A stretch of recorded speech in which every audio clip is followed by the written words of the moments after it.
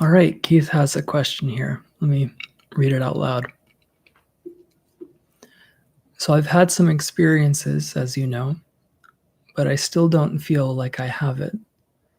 I still feel like an individual. Any suggestions? There might be a solution within your question. So you don't have it because you are it.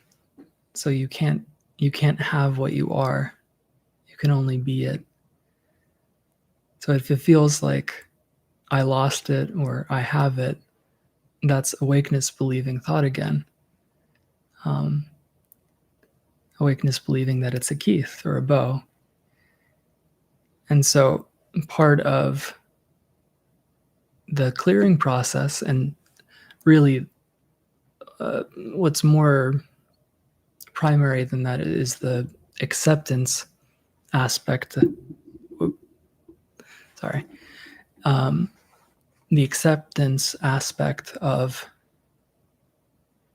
post-awakening is recognizing that when there was clarity, that it couldn't have been a Keith that recognized true nature, because Keith doesn't have true nature.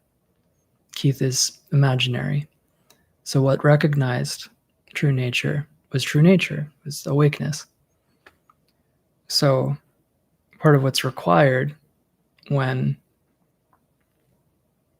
we, just habitually re-misidentify with the idea of being a separate self, or Keith or Bo, Annette, James, is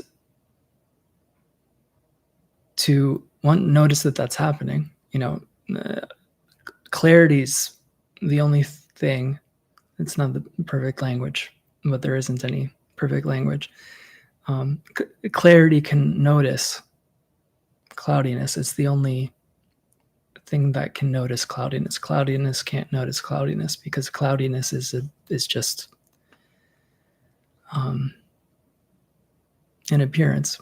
But clarity is the open space that everything is appearing within and composed of, is awakeness itself. So first, in noticing, I've believed thought again, recognize that already there's clarity present, because without clarity, that would just be a unconscious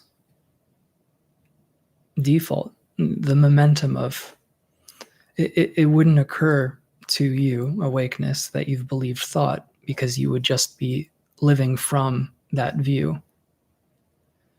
And so that's an important thing to recognize at first. You're like, okay, I believe thought. And then you see, well, who is it that's believed a thought? When I recognize that there's only true nature and I'm true nature, and it can't be a Keith, it has to be awakeness that recognized that. So seeing that what notices thought, what notices anything, is noticing, is awakeness itself. And so, is it true that a Keith could believe a thought? No.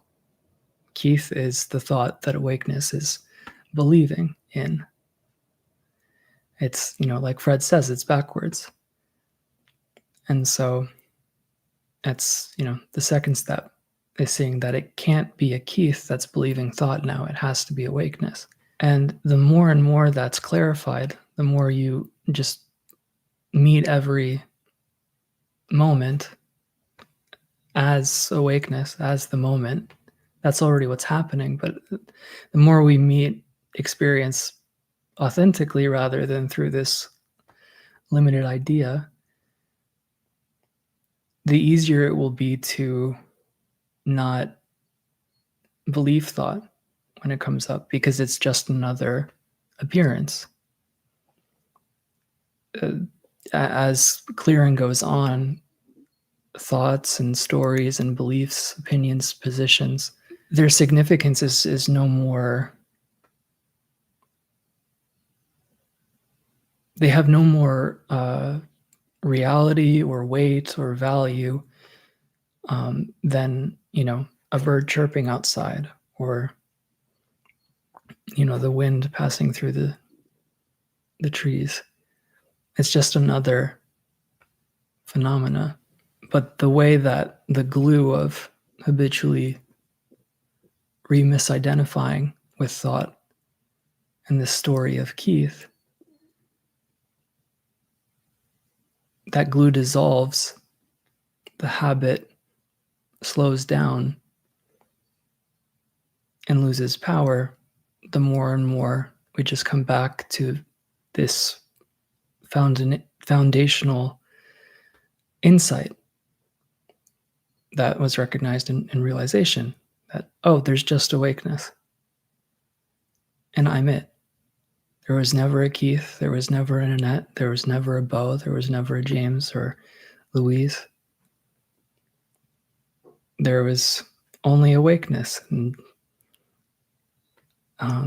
it was just believing that it was limited to this unit. It was just believing that it was a mind. Because every belief, every experience of suffering that we experience is based on being this separate self. So the more and more we see that there isn't that to begin with, it's impossible. There's only oneness. There's one thing going on. The less stickiness thought has,